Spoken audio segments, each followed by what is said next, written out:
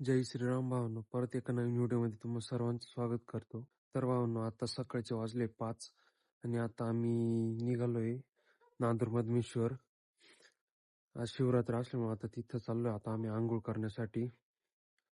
थंडी तर खूप वाजू राहिली, पण आता चाललोय तरी पण. चला.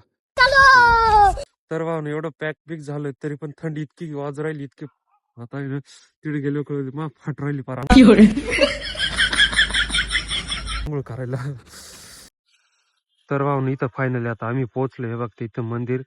आता इथं आंघोळ करतो. गर्दी बघा तुम्ही किती झाली इथं. आता आंघोळ वगैरे झालीये. आता मधमेश्वर मंदिरात चाललो आता आम्ही.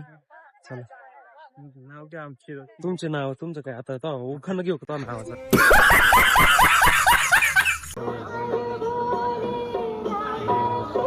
तर भावनो, तुम्ही बघू शकता किती गर्दी आहे ते. आणि हा भावनो, प्रभू श्रीराम यांनी सुवर्ण मृग हरणाला म्हणजेच मारीच जो राक्षस होता, ज्याने हरणाचं रूप घेतलं होतं, त्यालाच इथे श्रीरामांनी बाण मारला होता. आणि हा भावनो, त्या हरणाला म्हणजेच इथे गंगा मधमेश्वर मंदिर या जागेवर श्रीरामांनी बाण मारला होता. तेव्हाच इथे महादेवचं मंदिर स्थापित झालं होतं. आणि त्या हरणाला बाण लागल्यानंतर ते हरिण पुढे जाऊन गुहाधेश्वर मंदिर जे आहे तिथे त्या हरणाचा म्हणजेच मारीच राक्षसाचा मृत्यू झाला. तेव्हा तिथे मृगवाधेश्वर मंदिराची स्थापना झाली. आणि हा भावनो, दरवर्षी महाशिवरात्रीला जे गावात गंगा मधमेश्वर महादेवचं मंदिर आहे तिथे जी मूर्त ठेवलेली आहे, मूर्त गावात मिरवून गंगा मधमेश्वरी मंदिराकडे नेली जाते. तर भावनो, माझ्या माहितीनुसार मला जेवढं माहिती होतं तेवढं मी सांगितलं. तर भावनो, दर्शन झाल्यानंतर ते मस्तपणे प्रसादाच्या रूपात दूध आटवून दिले जाते. मग तिथे एक ग्लास दूध घेतलं. त्यानंतर मृगव्याधेश्वर मंदिराकडे गेलो दर्शनासाठी. तर भावनो, तुम्ही बघू शकता एकदम प्राचीन काळातले असे हे दोन्ही मंदिर इथे आहेत. मृगव्याधेश्वर मंदिरात दर्शन झाल्यानंतर हे बघा भावनो, गंगा मधमेश्वर महादेव मंदिराचा मुखवटा इथेच ठेवला जातो.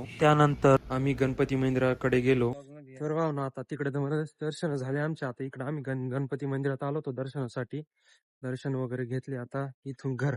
भावनो, इकडं या मंदिराकडे येण्यासाठी हा जो नांदूरचा रोड आहे ना, पुलावरून तिकडून येऊ शकता तुम्ही. इकडे हा जो कचरा रोड होतो ना तिथून. तर भावनो, आता इथं सिद्धेश्वर महादेवच मंदिर आहे.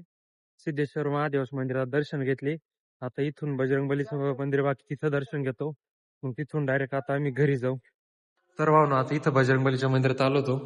इथं आता दर्शन घेतले. तर भावनो, फायनली आता घरी आलोय मी. पण घरी आलो डायरेक्ट इकडे वावरात पाठवलं घरच्यांनी मला. कारण की हा आहे ना, हा जो ड्रम दिसतो ना, हा भरायचा होता.